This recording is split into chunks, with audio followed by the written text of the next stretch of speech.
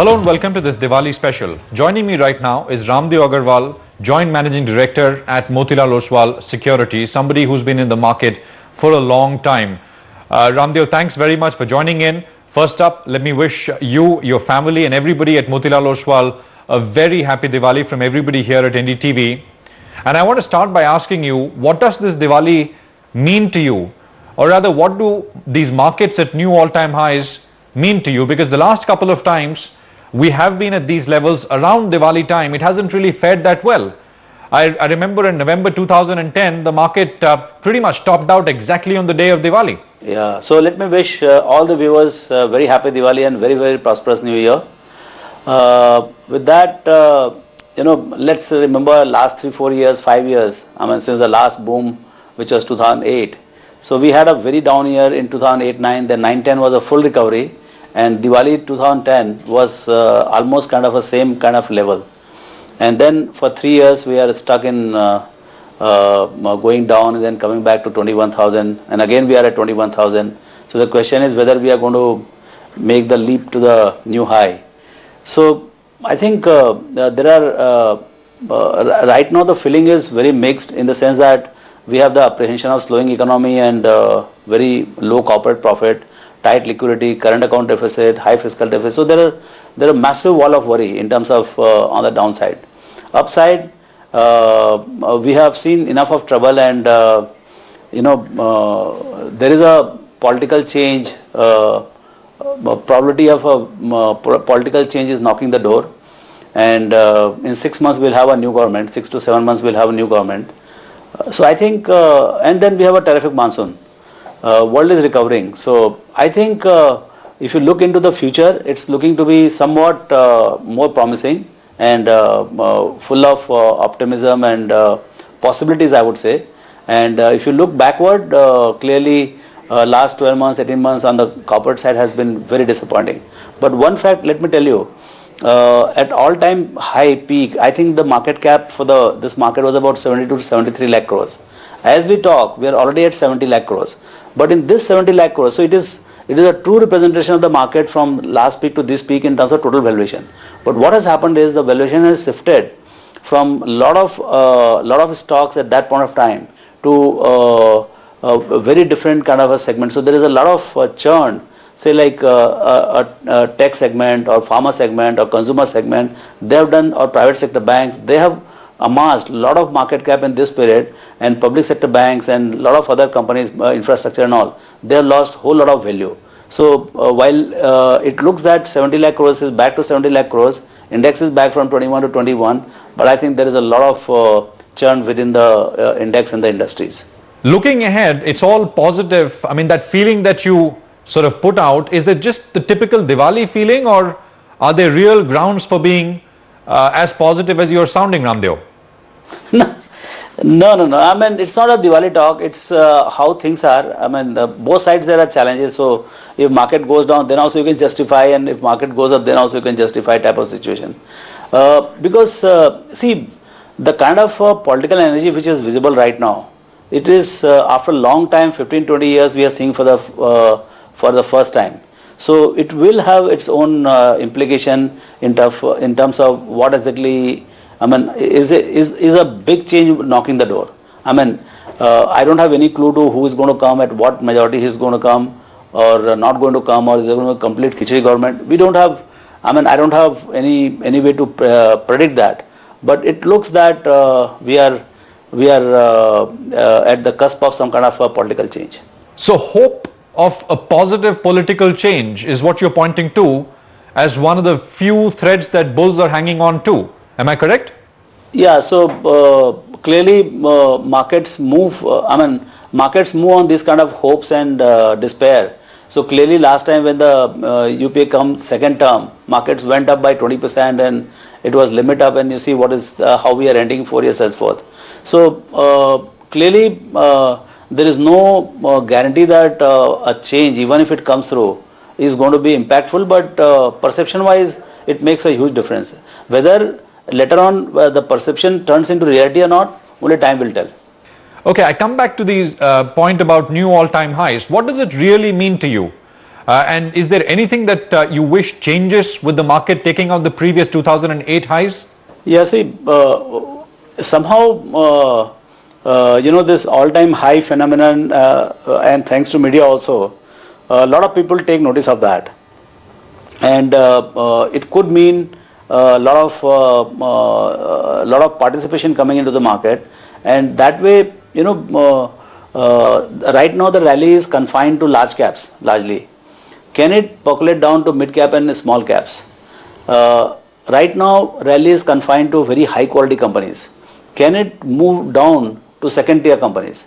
So those are the possibilities which can come through if this new high is followed by participation by the people at large, and that's what has been happening. What happens is that it goes into new high on the story of political change, and then the political change actually happens, and then the crowd gets in, and the moment crowd gets in, somehow a lot of things start happening in terms of valuation change in the mid caps, and whole lot of stories start happening.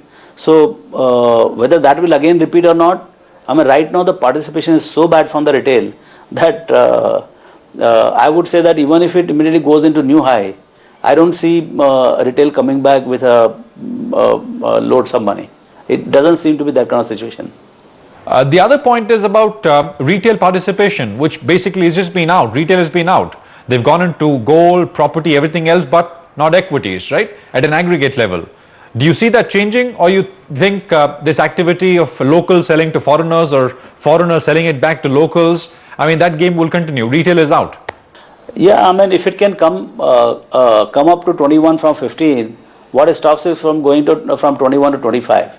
I mean, the same way, the way foreigners are buying, they'll keep buying. I mean, they are buying right now. So I think the story of very high quality selective stocks, participation from foreign institutions, and some participation, I mean, even if it is not a big crowd, but little bit of change of thought process where the domestics, they stop selling, forget about buying. If they stop selling, right now there is actual selling, because if you see, the foreigners are buying from DIs only, and DIs are buying, I mean, DIs are able to sell because there is redemption. So if the redemption stop, that itself will be a big force. You don't have to actually buy. So what you're telling me is the crucial aspect is not when retail comes in, but when local institutions stop selling, and that's not happening as of yet. I don't know, this global allocation is very complex, and for a few months, 1 or 2 months, we got some redemptions also.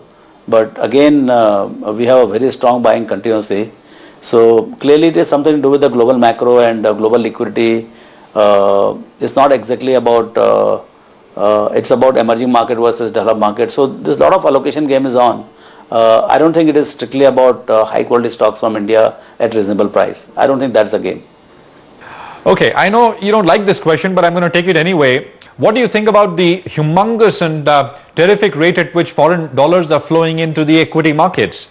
I mean, the commonest argument given is that, well, billions are being printed and India should get its share, and that's what's happening. Do you agree with it, Ramdeo? Yeah, clearly you cannot predict what will be their behavior in terms of allocation, because if emerging market allocation, they decide to kind of lower it or slow it down, and then what will happen to India allocation out of that. But it looks that, of course, this $2-3 billion a month might slow down.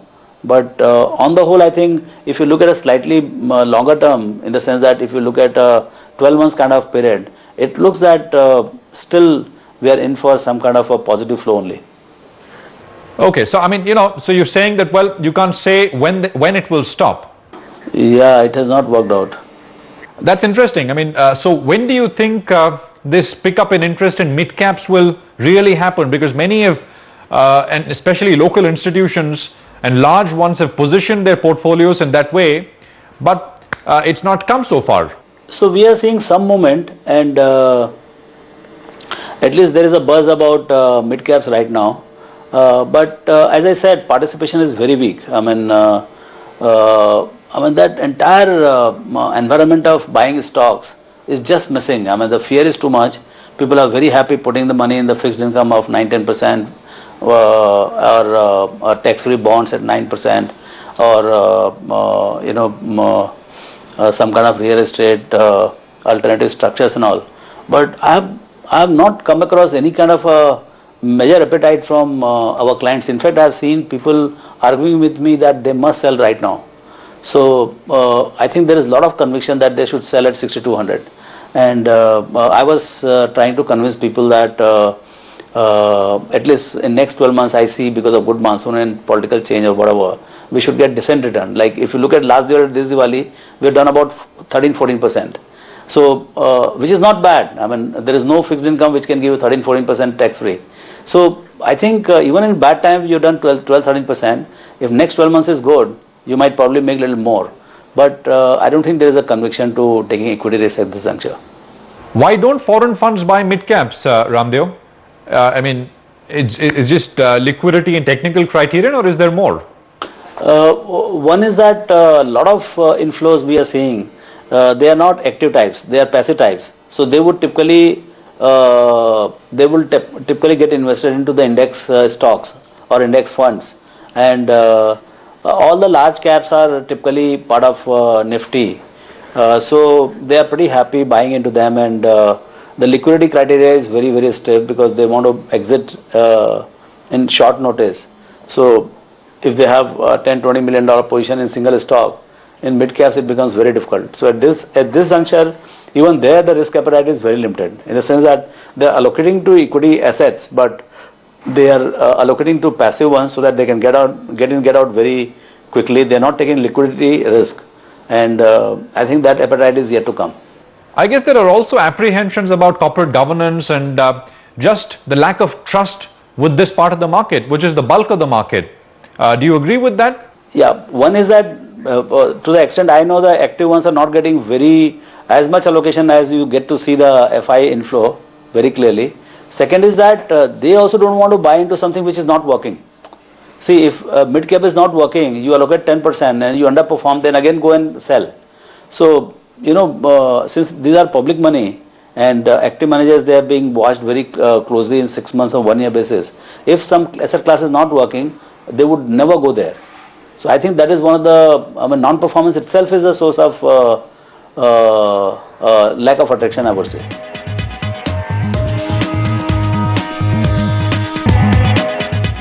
Okay, I'm going to ask you to put out a forecast, Ramdeo, in terms of what one can expect from returns, in terms of returns from the equity market, say over the next 12 to 18 months. I would think that next Diwali will be reasonably, I won't be surprised if it is 20-25% higher than current levels. Right, so what you're saying is more than decent, right? Yeah. You're a value investor, but I want you to sort of put out your investing philosophy once again for our viewers. It's always refreshing to hear that, because, I mean, you know, we've been in this ping pong trading market for a long time, and finally we've made a new high. So to just tell us your philosophy and how you go about picking stocks. Yeah, so, you know, we looked at, I would avoid any of the individual names, but going by the sectors, you know, I was looking at some of the, I was looking actually 15-year number. You know, one of the series I was trying to reconcile 4 lakh crores of profit today in the corporate world. So from where all it is coming and how the individual sectors have done. So in last, say 10 years, last 15 years, the total corporate profit has moved up by 12 times in 15 years. And IT has gone 115 times. The IT sector profit has moved up by 115 times in the same 15-year period. Pharma would have done about 25-30 times. So there are a lot of these sectors which are clearly outperforming the aggregate levels. So my sense is that now with the rupee much weaker than what it was for last 8-10 years, so export competitiveness has really gained some edge, and on top of it you have the global economy recovering, and Indian competitive advantage is very well established. So my sense is the companies which are well run and the companies which have got the mainstream of the growth in the global IT exports like TCS and other companies, I think that entire sector is very, very promising, and fortunately they are, even at in this market, they are not excessively priced. So I think the whole sector would be about 15, 16, 17 times, just about at the index level.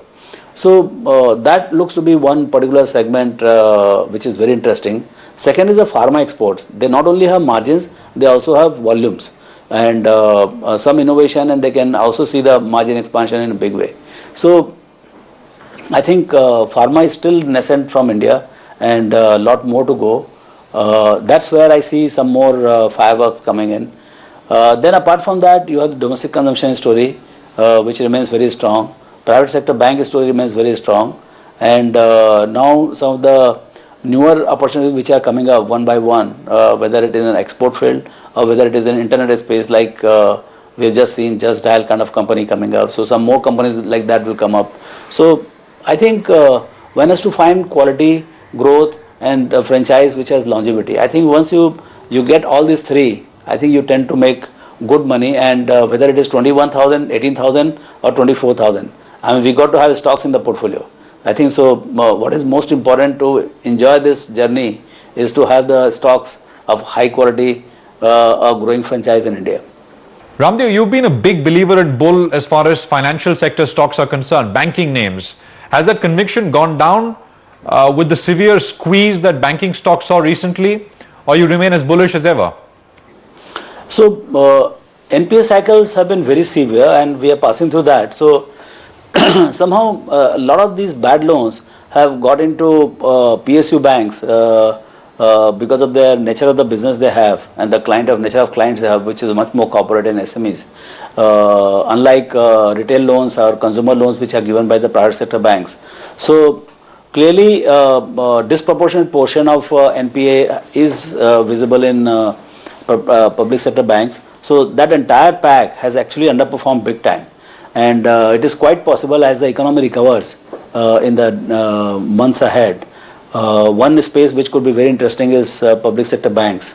So I think that's a very contrarian, unpopular kind of category, but that's where some interesting opportunity could be there. PSUs, where PSU oil companies and all, where I mean, one of the thought process is, will government still remain in these large businesses which are kind of, these franchises are almost destroyed. So could we see some change in the way public sector is being run? So I mean, the political change could mean a big change in this kind of segments, and we are talking about 6 months. So downside is very limited, upside could be very big. So you have to play in the mix of strategies. Many viewers who are watching you, Ramdev, and the retail investors will ask this question. Well, we've stayed out 5 years. Why should we come back? What do equities really offer us that we should actually make that switch? Yeah, so it has not worked for 5 years because it worked excessively in the previous 5 years. Between 2003 to 2008, it gave you almost 30% compounded return, which was kind of excessive return to the investors. And now the cooling off has happened, and it is overdue for giving further return to the investors, because corporate profits are climbing every year. Despite the slowdown what we are talking about, corporate profits has almost gone up by 60% between 2008 and now. So 60% is a correction in the valuation. So now from here onwards, any increase in the profits which we will see, say 8-10% also, will disproportionately show up in the prices in the stock market. So my sense is that correction phase is over, and we should be slowly picking up the steam, and I mean, this asset class has to come in favor. So if you ask me on the next 5 years which asset class is going to be the best, I would think equity will be the best, and rest all will follow. So you don't have to be 100% in equity.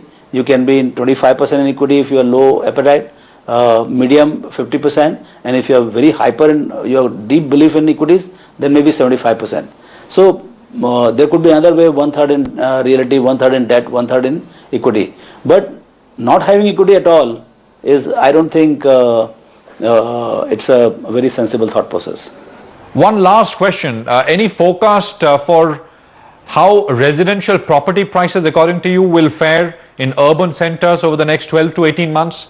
Are we looking at a meltdown? Yeah, so I don't have knowledge of property market across the country, but sitting in Mumbai, in central Mumbai, I think the prices are very frothy. There's too much of inventory and there is too much of under construction stuff, and prices are very unreasonable to the affordability. I mean, no price is right or wrong. I mean, you can have 2 lakh rupees square feet, 3 lakh rupees square feet if the people who want to live there can afford to pay for it. But my sense is that at the current levels of prices, most of the guys cannot afford it. So I think we have a problem in the current price of the new houses, large ticket houses, and affordability. So the correction in terms of immediate correction in terms of price, or time wise for next 5 years nothing happens and it remains the same price, like what we have seen in stock market for 5 years may happen for realty also. So those kind of possibilities are there. Thanks very much, Ramdeo. Great to have you with us here. Once again, wishing you a very happy Thanks. Diwali from everybody here at NDTV.